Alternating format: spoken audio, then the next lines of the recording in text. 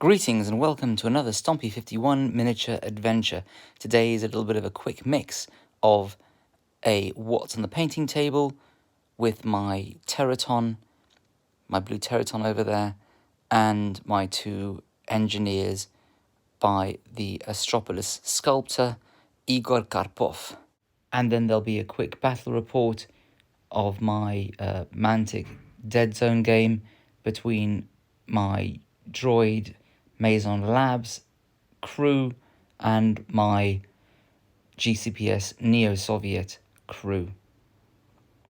First off, let's have a look at this humanoid futuristic Triceratops by Treadhead Rad, a 3D sculpt which I picked up off my mini factory, and I'm going to be using it as a plague Teraton for the plague in Mantic Deadzone. So there's some kind of virus going around the known galaxy, the known systems,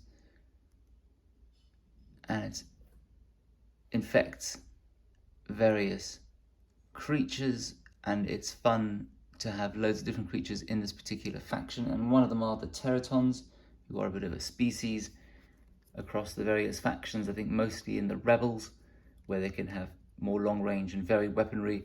Here, the virus just makes them want to run around and hit things, but there's nothing wrong with that. They come with just claws, but I've represented that with these big chunky weaponry bits and pieces, even including Thor's hammer over there,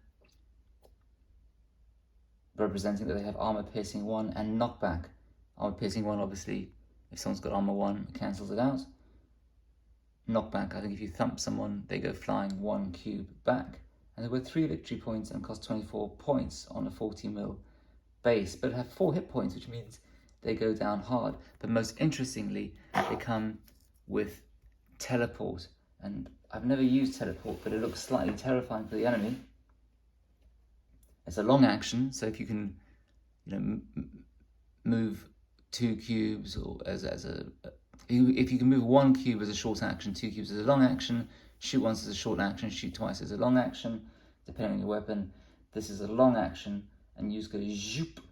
Teleport allows the model to move up to 3 cubes in any direction, irrespective of line of sight, terrain, and models. A model using teleport must end its move in a cube where it can be physically placed on the table and respecting the normal cube capacity rules. So that's quite fun. So you sort of sneak them up, and you just appear, I suppose, in some tall stack where you've got someone lodged in as a sniper who thinks they're going to be fine, and then suddenly little Miss Triceratops turns up here with a big hammer and smashes them on the head. In terms of painting it, again, I try to keep it simple. I went for blue. There were all manner of interesting colour schemes. Basically, no one has any real idea of what a real Triceratops looked like in terms of camouflage. It might have been grey like an elephant, probably more likely, given that it's kind of part of the lizard family and bird family, I guess, that it could have been some form of variegated green walking amidst the forest to escape its predators, or it could have been a reddish colour, because, if you look at that, you think, do I need a piece of that? No, maybe I'll go find something a bit easier, given its horns and redness. But I decided just to keep it herbivorous, because I thought all the red ones made it look like they were flesh eaters, which this thing isn't. And as ever, I couldn't escape the puerile blood of the blood god on the blade and on the base of the hammer.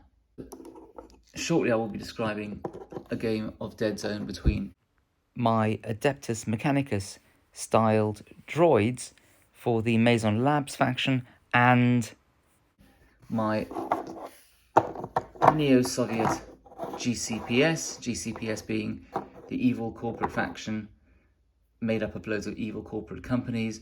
And I thought, hey, why not use my Coppleston Neo-Sovs as one of those giant corporations, just to get them on the ground. I mean, they're basically just a load of different types of infantry, TAC drones. I thought, why not use these as TAC drones from Anvil Industries. And you can get ogrins, and I've got a few of these floating around.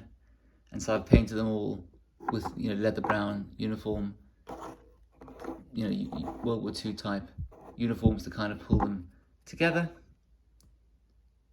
with an occasional amoeba pattern where I could put it. I haven't gone to town on them. I've kept them pretty simple and straightforward. And in order to take these tack drones, though, you have to pay a tax for an engineer model. I don't really see the point of it. The engineer has engineer, which just means that they are the tax for the tack drones. And I think if they come across a booby trap, they can defuse it rather than being blown up. But otherwise, they're slightly pointless. And so I thought to my collection, what do I have? There could be an engineer, that could be appropriate. And I realized I had a whole pile of Astropolis Kickstarter miniatures, about which I've done a video, so by all means go and have a look. And I thought maybe before my game I should paint up one of those. And I thought if I'm painting one while the bits and pieces of it dry, I might as well paint a second one. So I'm not really sure exactly what he is or his purpose in life on the right, but I'm sure I'll find a reason for him in the future. He was just one of the most fun looking ones sitting there. So do they fit in with the Copperston Neosovs? I mean, are these taller? Ever so slightly, but some people are taller. He's just a very tall engineer. There he is with the major. So I gave him the same uniform, which I think instantly blends him a little bit in. And he was quite fiddly to paint. I say fiddly, I mean it was a pleasure to paint because everything was nice and clear and differentiated. And all these different wires and cables and buttons meant that, it shows that he is clearly a technical kind of person, and they're just fun and colourful compared to the Soviet uniform. What all these little I suppose you would say that they're batteries all stuck to him. They do look like he's got Semtex strapped to himself. But hey,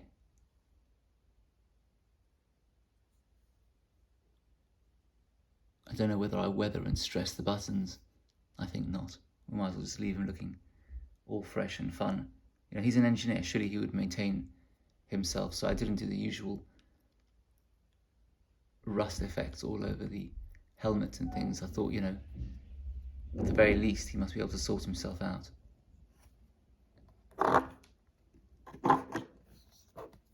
And I think he's a nice addition to this. I mean, they didn't win. But, life isn't always about winning, is it? There he is. Zzz. And if I can get hold of some cotton wool, I'm going to stick a little bit over here because this is clearly some kind of welding torch, and maybe I'll put a bit of orange on it. Orange and black at the end.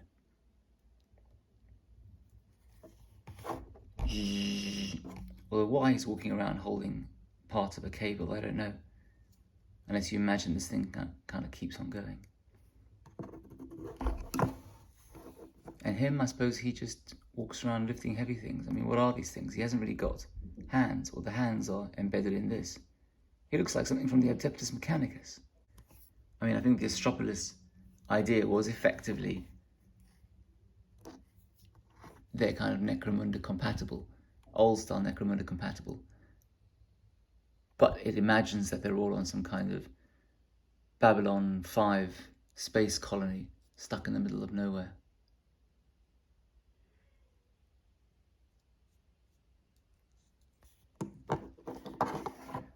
And then, apropos of nothing again, I've had these Warzone Mark Copleston sculpted miniatures for a very, very long time, and I'm desperate to find some particular use for them. So, leave some comments below if you do have any ideas. I just threw them into these Neosovs because they, it's the same sculptor, and they are slightly bigger, but, they're obviously the muscle. And I'm not sure what to do. I mean, I could just paint the trousers and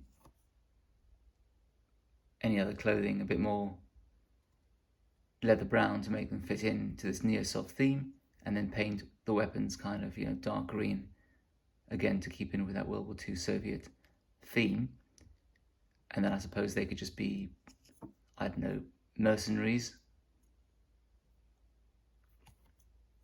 But the thing is, his weapon is too big and chunky. Well, I'm sure I'll think of something for it to be. And these guys only have these machine pistols. I suppose if I play a different game, and you can see this was my old school style of painting from about 1998, where I had no real idea about, not that I do now, about light sourcing, and so I just kind of highlighted everything with this kind of dotted approach. But it looks like they're wearing Joseph's Technicolor Dreamcoat with 1,000,000 stars on them. But anyway, I'll fix that if I ever find a purpose for them. And so on to the battle report. You can see the standard cube setup for a game of Mantic's Deadzone. This is a skirmish sci-fi game, but if you're watching this far, you know that. I can't remember the name of the exact scenario, but basically it was one where you get 2 scenario points for having one of your guys standing alone in a cube with one of the markers. So, there's 2 on the other side over there. So it's 4 in total. So technically, if you've got someone standing on each one, it's 8 points a turn. But that's not going to happen because as your guys kind of come out and stand there, someone's going to shoot them dead. And then, of course, you get points, victory points per player that you kill.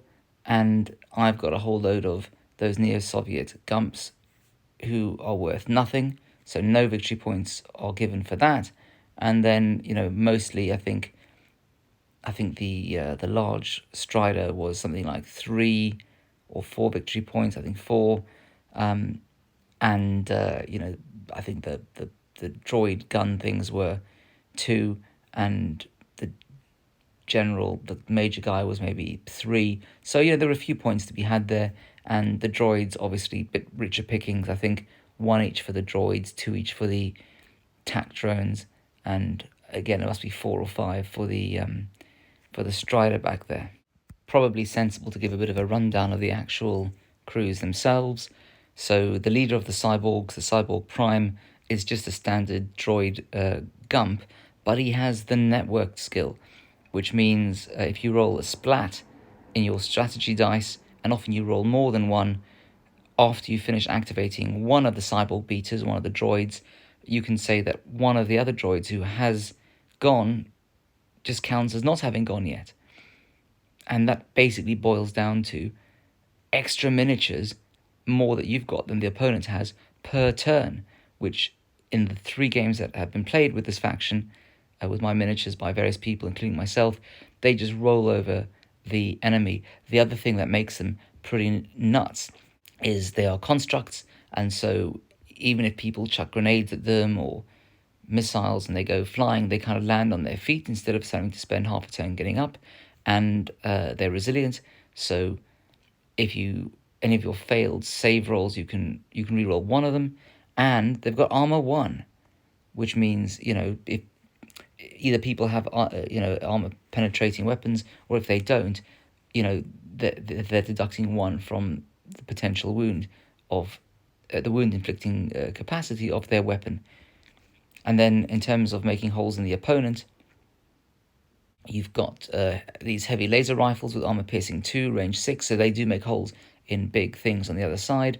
And if you encounter, for example, loads of neo-Soviet gumps, you've got these missile launchers who hit automatically with explosive and then roll 3 dice to see what the strength of that weapon is. And so they are likely to cause mass damage, especially if the opponent is dumb enough to clump people up in the same cube, providing a target-rich environment, I think they call it. And this guy, the heavy support Strider, he looks cool, looks tough, range 10.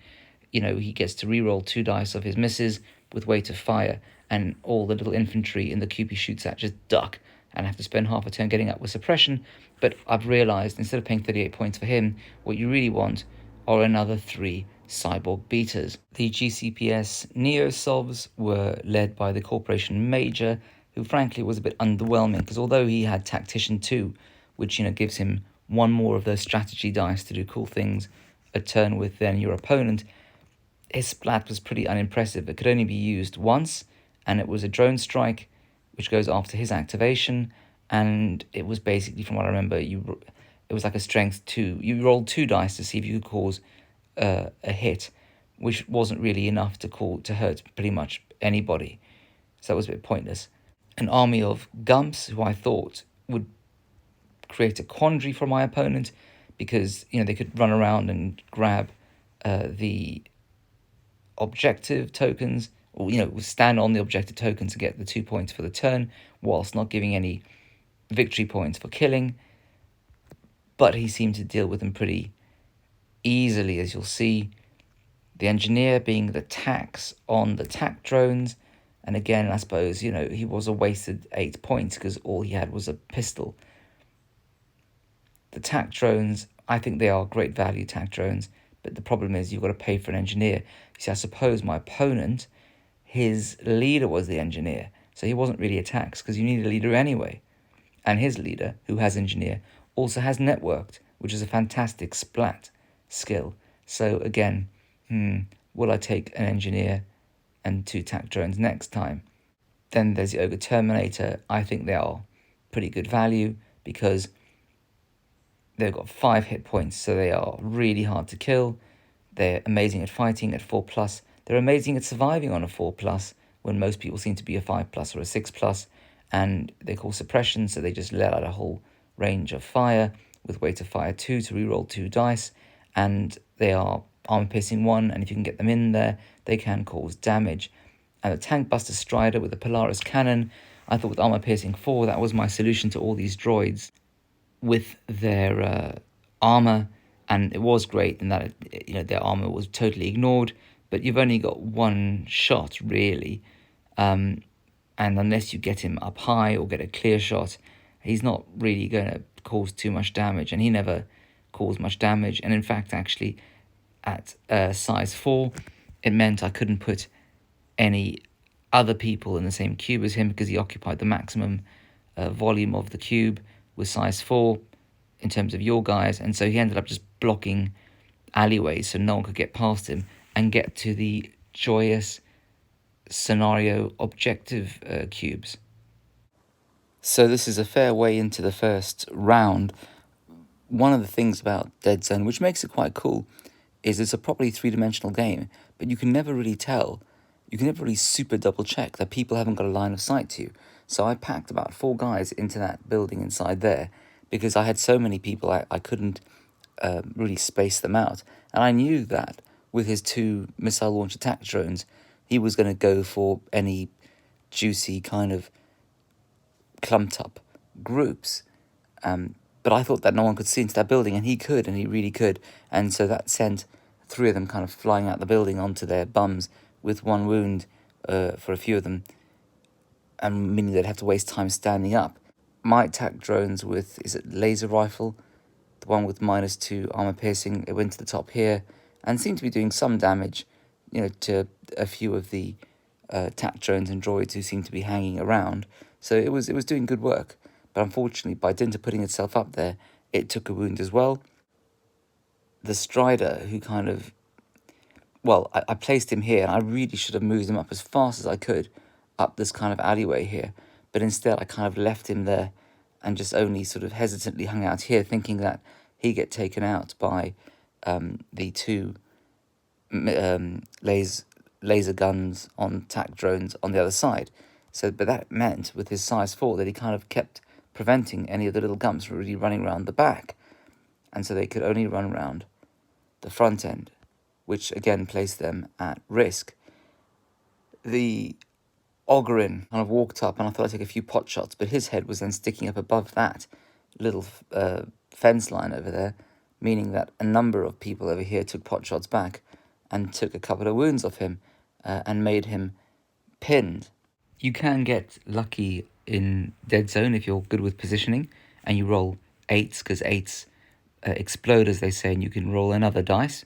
So even though this low-level conscript Gump only hits on a 6 out of 8 and he rolls 3 dice, he got an extra one for going up high and then rolled a few 8s, and so that took a couple of wounds off the missile launch attack drone back there, which was fantastic, whilst the Ogryn over there kind of groaned, wondering what to do with his life. And so I decided that, this would be like in the movie, that this Ogryn, which had now taken, I think, 4 out of its 5 wounds, hit points, should do something valuable with his life and just die for the cause. And so I think I used one of the strategic extra move dice for a single move, and then ran in with his 2 move, and that meant he was now in a block with a cube with these 2 enemy droids, who are pretty nails at fighting, actually. But he rolls on a 4+ for a hit, and he got an extra dice for being bigger than them, an extra dice for charging in, and he just rolled well. And so he just killed one of them brutally. And then, perhaps foolishly, my opponent decided that he would have a go hitting back. And I had a choice as ever. I could roll to survive or roll to fight. But I thought, this Ogryn, if he survives, this is going to get shot by one of the many people on the other side of the table. And so he fought. And because I've only got 2 wounds, and because he has a shank bayonet with armor-piercing 1, he just killed the other guy.